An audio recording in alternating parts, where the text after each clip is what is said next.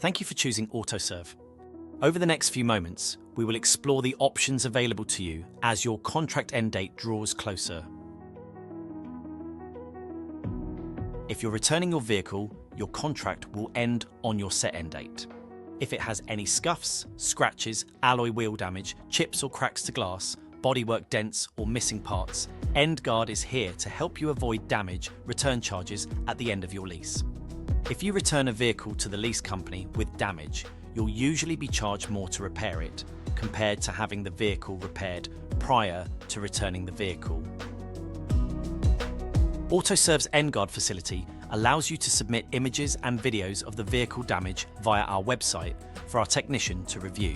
They'll review the images to see if the damage falls within or outside of the BVRLA fair wear and tear guidelines. If we believe the damage does fall outside the guidelines, we can refer your vehicle to one of our selected repair partners for a quote for you to approve and pay before booking your vehicle in to be repaired. Our EndGuard submission form can be found on our website. If you're keeping your vehicle for a bit longer than initially planned, you can request to extend the maintenance for a minimum of 3 months.